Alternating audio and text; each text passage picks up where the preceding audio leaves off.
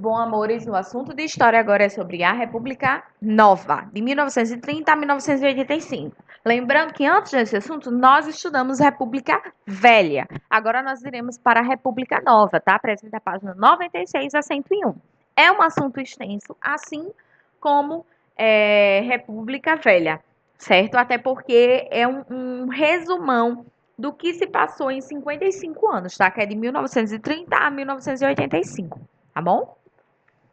Durante a República Velha, o assunto que vimos anteriormente, havia uma grande insatisfação popular com a centralização do poder entre os partidos políticos, que representavam a aliança da política do café com leite.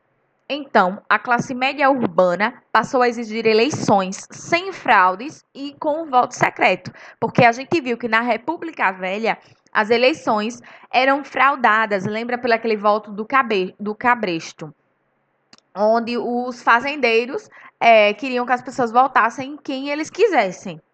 Esse período foi um dos mais importantes para o Brasil, já que foi nele que nosso país passou de uma economia baseada na agricultura do café para uma nação industrial, produtora de diversos artigos. Nesse período, também aconteceram dois golpes contra a democracia, o Estado Novo e a ditadura militar. A Era Vargas, de 1930 a 1945. Chamamos de Era Vargas o período de 15 anos em que Getúlio Vargas governou o Brasil. Getúlio Dornelles Vargas foi o grande responsável pelo desenvolvimento do Brasil, de um país agrário para um país industrial. Vargas assumiu o governo provisório com o apoio das Forças Armadas e do povo e passou a governar por decreto-lei, assumindo por isso os poderes executivo e legislativo. Enviou interventores para alguns estados para ocupar o lugar dos governadores. Em 1934, foi promulgada uma nova Constituição, que incluía o voto secreto, que já era uma coisa que as pessoas exigiam e que lutavam para que não houvesse mais as fraudes nas eleições, o direito da mulher ao voto, porque naquela época o homem votava e a mulher não, os direitos dos trabalhadores, tendo uma jornada de trabalho de 8 horas, descanso semanal remunerado, férias, licença maternidade, multa por demissão sem justa causa e a proibição ao trabalho de menores de 14 anos. Por que os direitos dos trabalhadores? Porque antigamente os trabalhadores não tinham nenhum direito, tá? Na República Velha. E isso fazia com que os donos das empresas explorassem os seus trabalhadores, entendeu? Alguns trabalhavam mais do que 8 horas, 12 horas, 14 horas, 16 horas. Enfim, era uma jornada muito cansativa. E também a criação da Previdência Pública. Pelo seu apoio, ao mesmo tempo, aos empresários e aos trabalhadores, Vargas era chamado de mãe dos ricos e pai dos pobres. E aí tá mostrando Getúlio Vargas para vocês, tá? Apesar das várias mudanças que passaram a vigorar no país a partir da Constituição de 1934, a população enfrentava vários problemas como o desemprego, baixos salários e etc. Em 1937, querendo permanecer no poder, pois as eleições presidenciais se aproximavam, Getúlio Vargas anunciou o Estado Novo, implantando e comandando a ditadura no país, sob a desculpa de existência de um plano comunista para a tomada do poder. A Constituição de 1934 foi substituída por uma nova, outorgada por ele. Durante o período do Estado Novo, não havia liberdade no país. Os meios de comunicação eram censurados e as pessoas que se opunham ao governo eram presas. Vargas investiu em obras de infraestrutura, construção da hidrelétrica do Vale de São Francisco, criação da Companhia Vale do Rio Doce, responsável pela exploração de ferro, e da Companhia Siderúrgica Nacional, responsável pela transformação de ferro em aço. Criou a consolidação das leis trabalhistas, que é a CLT, o salário mínimo e a semana de trabalho com 48 horas. Durante a Segunda Guerra Mundial, Getúlio Vargas tentou manter uma posição de neutralidade, ou seja, ele não queria se impor, ele não queria dizer quem ele apoiava, quem ele não apoiava, que ideias ele concordava e que ideias ele não concordava. Na verdade, até simpatizava com as ideias da Alemanha, Itália e Japão, que representavam o eixo. Entretanto, quando a Alemanha afundou navios mercantes brasileiros, ele teve de tomar posição. Foi quando enviou soldados para combater na Europa ao lado dos Estados Unidos, da Grã-Bretanha e da União Soviética, forças aliadas que enfrentavam o eixo. A guerra fez com que o Estado Novo fosse uma contradição. Os soldados brasileiros lutavam contra a ditadura fascista e, em seu país, mantinha-se a ditadura getulista, inspirada no fascismo. Vargas, internamente, enfrentava a oposição de muitos jornalistas, intelectuais, autônomos e o próprio exército. Todos estavam insatisfeitos com o governo, porque perceberam a contradição da posição de Vargas. A guerra também prejudicou as indústrias nacionais, já que a reposição de peças e materiais para as máquinas ficou difícil. Tudo isso levou a sociedade a exigir a volta da democracia. Vargas tentou permanecer no cargo o máximo que pôde, mas os militares invadiram o Palácio do Catete, sede do governo, e forçaram-no a renunciar. Com a renúncia de Vargas, o marechal Eurico Gaspar Dutra assumiu a presidência. Fim do Estado Novo. Em 1945, o período do Estado Novo chega ao final, com a eleição do presidente Eurico Gaspar Dutra, iniciando uma nova etapa republicana, a República Populista. Em 1946, foi promulgada a quinta Constituição do nosso país, garantindo, entre outras coisas, as eleições diretas e o voto secreto. Dutra governou até 1950, quando Getúlio Vargas concorreu às eleições e venceu. Curiosidades. A palavra ditadura significa ditar, dar ordens. A República Populista, de 1945 a 1964.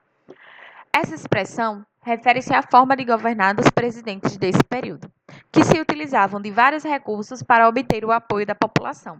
Os governantes usavam a propaganda para divulgar suas realizações e promover a sua imagem pessoal. O populismo era uma das características do governo de Getúlio Vargas, que recebeu o apelido de pai dos pobres, pela imagem que construiu junto aos trabalhadores. Vargas volta ao poder. Na campanha eleitoral para a presidência, Vargas fez alianças políticas com os nacionalistas. Quem eram os nacionalistas? Eram pessoas que defendiam o desenvolvimento das iniciativas nacionais sobre as estrangeiras, e com os empresários e militares que eram a favor do investimento estrangeiro no país. Em 1950, Getúlio Vargas voltou ao poder, legitimado por meio da eleição pelo povo, ou seja, ele renunciou, depois ele concorreu à presidência e, por meio de eleição, por meio dos votos das pessoas, ele foi eleito presidente. Nesse novo período de governo, Vargas tomou um empréstimo estrangeiro e empregou o dinheiro naquilo que estava faltando para desenvolvimento, que era indústrias de base, extração de petróleo, transportes e geração de energia. Inclusive, durante seu governo, foi lançada a campanha O Petróleo é Nosso e criada a Petrobras, que nós temos até hoje em dia, deixando claro o seu objetivo de intensificar a política nacionalista no país. Esse novo período do governo Vargas foi bastante conturbado. As pressões dos grandes empresários, das multinacionais, dos jornais e de alguns chefes militares fizeram com que a situação do governo ficasse insustentável. Assim, no dia 24 de agosto de 1954, Getúlio Vargas suicidou-se. Ele deixou uma carta, testamento, explicando as razões de suas atitudes. O Brasil, depois de Getúlio Vargas, teve mais 3 presidentes considerados populistas. Juscelino Kubitschek, JK, que foi eleito em 1956 com o lema 50 anos de progresso em 5 anos. Juscelino propôs diversas ações para o desenvolvimento econômico do país, que foi a criação de vários programas para o desenvolvimento das indústrias e da geração de energia. As indústrias elétricas e de comunicação cresceram 380%, as metalúrgicas 125% e a indústria do aço 100% ao longo do governo dele. Também houve a instalação de indústrias e empresas estrangeiras no Brasil, como a Volkswagen. JK foi o responsável pela construção de uma nova capital para o Brasil, Brasília, projetada por Oscar Niemeyer e Lúcio Costa. Brasília tornou-se o símbolo do espírito empreendedor e otimista do então presidente, que foi considerado o mais popular do Brasil. Após JK, o presidente eleito foi Jânio Quadros, em 1960. Jânio ganhou a eleição em virtude de uma campanha para presidente, que defendia a moralidade e a estabilidade para limpar a nação. Por isso, o símbolo da sua campanha era uma vassoura. Depois de um ano no governo, que foi bastante tumultuado, em 1961, Jânio renunciou e deixou o país em crise. Depois da renúncia de Jânio Quadros, o vice-presidente João Goulart assumiu a presidência da República. Porém, os militares eram contra sua posse, pois não aprovavam a ligação de Jango, como era conhecido, com os sindicatos e trabalhadores. Jango apresentou um plano de reformas para diminuir as desigualdades sociais no país. Em um grande comício no Rio de Janeiro, Jango anunciou para mais de 300 mil pessoas que daria início às reformas, como a distribuição de terras, que é chamada hoje em dia como reforma agrária, e a nacionalização das empresas estrangeiras. Após o comício, houve notável reação de alguns setores da sociedade: a classe média, grandes proprietários de terra, empresários e militares. Então, em São Paulo, foi realizada uma passeata contra as reformas do presidente Jânio Quadros, que contou com cerca de 400 mil pessoas. No dia 31 de março de 1964, os militares tomaram o poder. Assim, teve início a ditadura militar. A ditadura militar. A ditadura militar foi o período em que os militares assumiram o poder com a justificativa de que estavam salvando o país da desordem, dos comunistas e da crise econômica. O golpe militar de 1964 pôs fim ao governo do presidente João Goulart. Antes do regime militar, havia diversos partidos políticos no Brasil, mas todos foram extintos. Restaram apenas dois deles, com permissão para atuar: um que apoiava o governo e outro que fazia oposição, porém com atuação controlada pelo regime. Entre 1964 e 1985, o Brasil teve 5 presidentes militares eleitos de forma indireta pelo Congresso Nacional, ou seja, não houve voto, certo? Humberto de Alencar Castelo Branco, General Arthur da Costa e Silva, General Emílio Garrastazu Tasso Médici, General Ernesto Geisel e General João Batista Figueiredo. Da mesma forma que Getúlio Vargas, os militares impuseram uma nova Constituição, cujo objetivo era obter maior poder. Isso foi possível porque a nova Constituição previa a centralização do poder, inclusive o de criar leis, que é uma função do poder legislativo, nas mãos do presidente, ou seja, do poder executivo. As leis criadas pelo Poder Executivo tinham o nome de atos institucionais. O pior dos autos foi o AI-5, pois anulava muitos direitos civis dos brasileiros. Durante esse período, houve muita violência, assassinato, tortura, sequestros e etc., especialmente durante o governo do general Médici. O milagre econômico. Entre 1968 e 1973, os militares conseguiram na economia o que ficou conhecido como milagre econômico, pois reduziram a inflação e o crescimento foi impressionante. Entretanto, o milagre beneficiava as classes médias e alta. A população que mais precisava das políticas públicas ficou sem receber a atenção do governo. Em 1974, assume a presidência o general Ernesto Geisel, que inicia um lento processo de transição para a democracia. Ele anuncia que a abertura política era lenta, gradual e segura. A economia estava em crise com o fim do milagre econômico. A população, então, se articulou para tirar os militares do poder.